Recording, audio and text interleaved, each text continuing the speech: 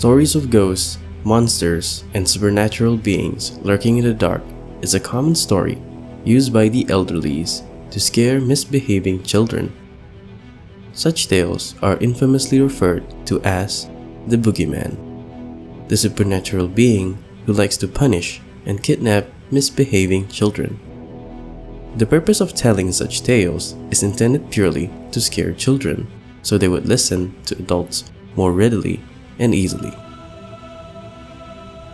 The portrayal of the boogeyman differs across different countries suited to their beliefs and culture so that the stories are more believable. Countries such as Brazil, Portugal, and Spain have their own version of the boogeyman. They call him the sack man, portrayed as a man who carries a large sack on his back who emerges in the night to kidnap naughty children. In Japan, the adults would warn their children about the demon called Namahage, who is depicted to resemble a man with a demonic face wearing traditional straw capes from his shoulder down to his feet. In the Middle East, their version of the boogeyman is called al-Khadr wal-Alif, which means the mother of the green and leaf bark. It is said to appear after sunset with the appearance of a tall woman with a very long hair which is swayed by the wind. The name was inspired by the palm tree as it creates an eerie sound when the leaves are swayed by the wind, and it resembles a lanky figure with long hair. However, as bizarre as the tales of the boogeyman sounds across different countries, one tale of the boogeyman that shocked the entire nation that still haunts the people to this day is the story of the killer cannibal in Thailand.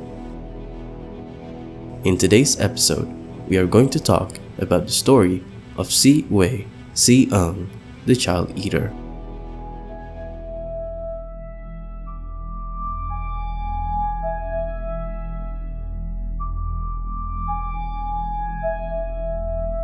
We read, listen, recount stories that fascinate us. It's the stories that we can relate to the most are the ones that become a part of who we are. It excites us knowing that living in the ordinary can also be extraordinary. From the tales and legends that are forgotten and the stories that keep us up at night, I bring you Stories from the Dark, and I'm your host, The Enigma.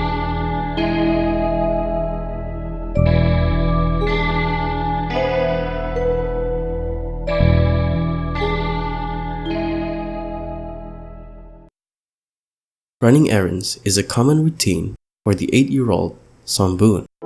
His parents didn't mind sending him off to buy groceries as there are merchants not far from their house. He would sometimes get back in time, and while other times he would wander off, however, distracted by his surroundings, in which he would get scolded for. One day, Boon did not go home in time. Just like any other day, Boon's father, Noah, thought that he only wandered off somewhere. He was ready to scold him as soon as he arrives back home. As he waited, hours passed and he started to become anxious. Noah grew impatient. He paced back and forth around the front door of his house, hoping he could tire his anxiety. He would peek at the window every now and then, hoping he would see his son. The day started to get dark and it was near dusk, but he never came back.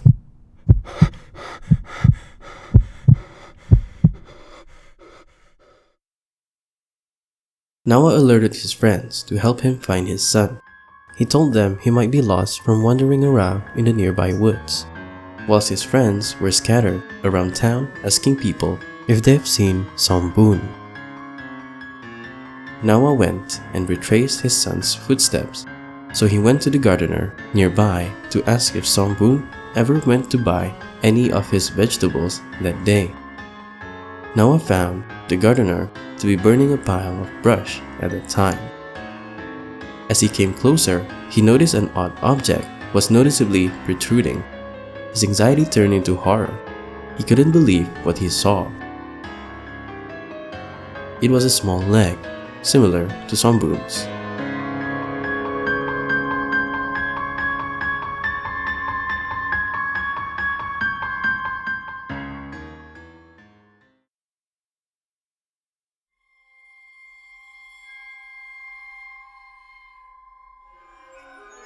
Adrenaline filled Nawa's body as he rushed to uncover the remains of the piling debris.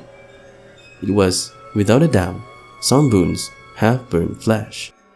The gardener was in the process of covering up his murder, but he was caught. Nawa was filled with rage, and he immediately attacked the gardener and pinned him down until the police arrived. The gardener's name was sae-ung. When he was questioned by the police, he admitted that he killed Songbun and 5 other children without any sign of remorse. He admitted how he is violent towards the body of his victims and how he liked the taste of their meat. He detailed how on the day when he was caught, Songbun went to buy vegetables from him. However, sae-ung stabbed him in his throat, where he died immediately.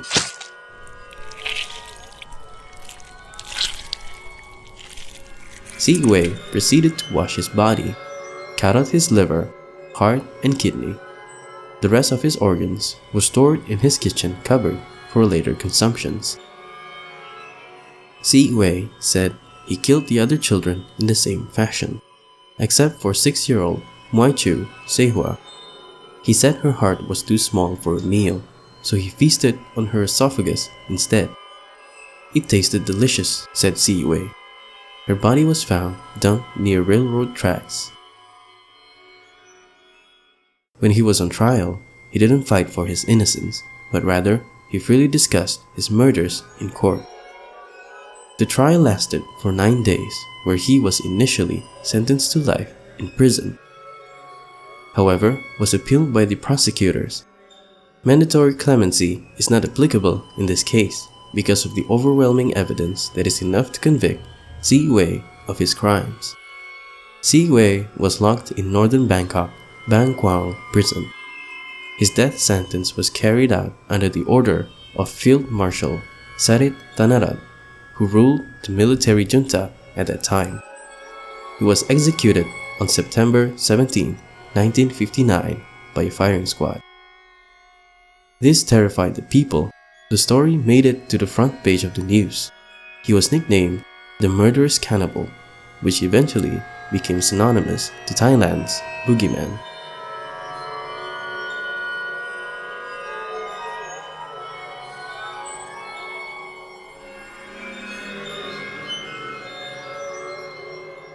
Many of sae-ung's life history can be found from his testimony to police investigators. He was born in 1927 to a family of farmers in the southern Chinese port town of Shantou. In 1945, when he was 18, he was drafted to fight against the Japanese. He told the investigators that during the war, he and his unit was once surrounded by the Japanese for weeks. They were cut off from any food supply, which made them weak and desperate. His compatriots ate grass to survive, while sae-ung chose to eat the body of his enemies. This is where sae-ung first tasted the human flesh.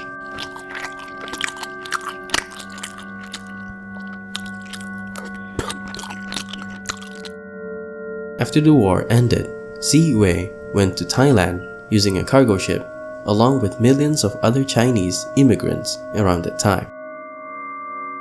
In his first attempt to murder took place at Prakwap's Thap Sake district near a market.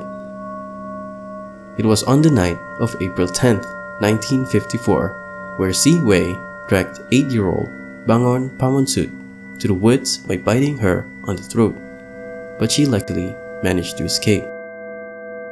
His first murder took place on May 19th during a nighttime wedding fair where Nitsepu was stabbed in the throat whilst many of her organs were missing. It is believed that the reason why he ate his victims' hearts and livers was so that he would gain strength, which would eventually make him immortal.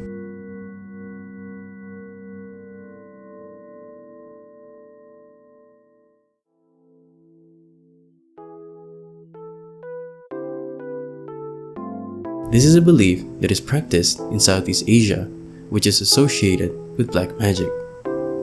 It is believed that by consuming liver, it will grant the person magical power and strength. This is often practiced in the times of warfare in order to seal the enemy's strength and also at the same time to dehumanize them. This is believed to be related to the samurai's belief where they say that every man's courage resides in their guts. This is the reason why they perform seppuku, where they would slice their guts so that their enemy would not eat their livers. Si-Wei's body now resides at Songkran Nyomsani Forensic Medicine Museum. The preservation of his body and its display is used as evidence to scare children that the boogeyman does exist. Parents would scare their children to this day to not wander off in the dark, or else Si-Wei would kidnap them and eat them alive.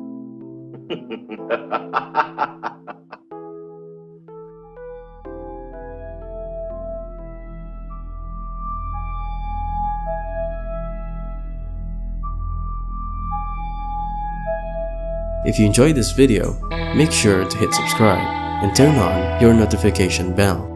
If you have any horror stories you'd like to share with me, email us at theenigma@gmail.com. Thank you for watching.